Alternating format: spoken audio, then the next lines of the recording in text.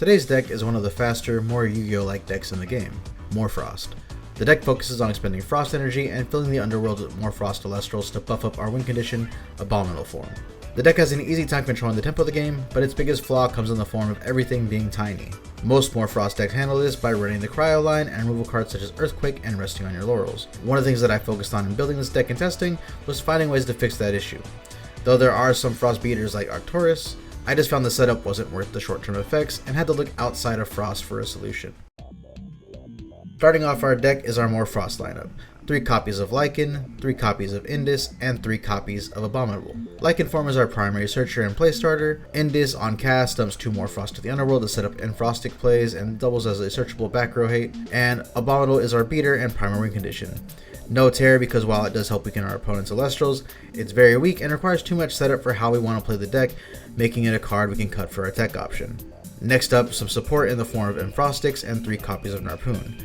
While I really wanted 2 copies of Enfrostics, it's just hard to find the room for it and hard to justify with our spirit count. The Narpoons are here for consistency and to help us find and grab our Lycan. Our last Frost Elestrals are 3 copies of Cryoling and Cryover to take advantage of our Frost Spirits and beef up our offense. We're not playing the 3-drop because it tends to be a dead draw and a resource eater in a deck that is already speeding through its resources. Next up for a consistency buff, we have 2 copies of Astro Rabbit. Helps us dig through our deck to find exactly what we need, but I can only justify 2 due to our spirit count. I wouldn't fault you for wanting to run that 3rd copy and finding something to cut, but I just find that with all our search power, we're okay with just the 2. Our tech of choice is 3 copies of Vysceris to help combat the deck's biggest issue in lacking beaters.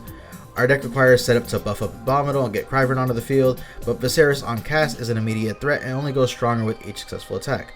In addition, it generates a massive advantage if left unchecked and acts as excellent bait for any runes our opponent might have set. The reason I'm going with Vysceris over something like Arcturus is that despite being a Frost Celestial, it's a card that requires a constant resource use and only works on our turn.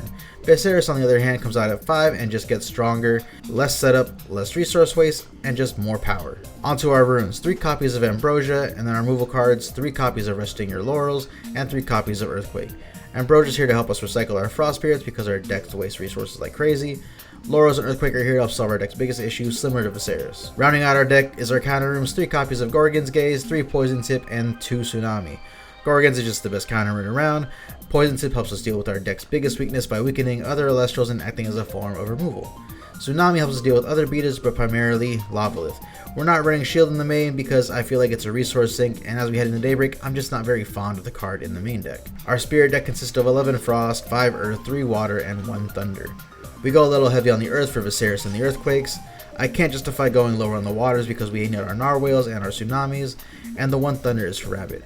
Once we see that first Rabbit, we shouldn't really need the second one because we should be able to have gotten to one of our Lycans or Narwhales in order to set up our plays. If you'd rather have more Frost energy, I would consider cutting the Rabbits, tossing in 2 more Frost energy, and bringing at least 1 Enfrostrix back into the deck, as having 2 helps with some of our more explosive combos. A couple cards to consider for our side are Fire Spirits and copies of Lavalith, the shields that we don't run in the main deck, an extra Tsunami and a Water Spirit, and then me personally, I always prefer to have some back row hate, so 2 copies of Thunderstorm and 2 Thunder Energies to go alongside that.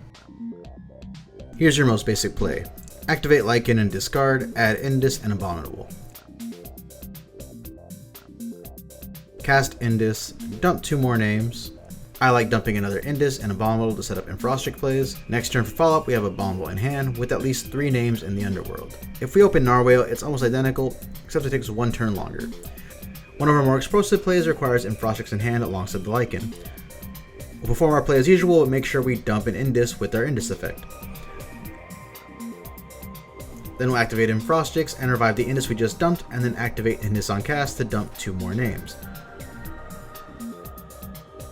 This places 4 more Frost Engraved for our Abominable follow-up next turn.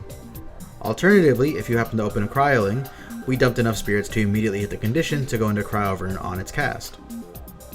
The deck's very fun and fast and gets a little bit more support in the next set, Daybreak. If you guys have any questions or comments, leave them down below and I'll make sure to get back to them as soon as possible. I'm really looking forward to seeing what this deck does in the future, but until next time, peace.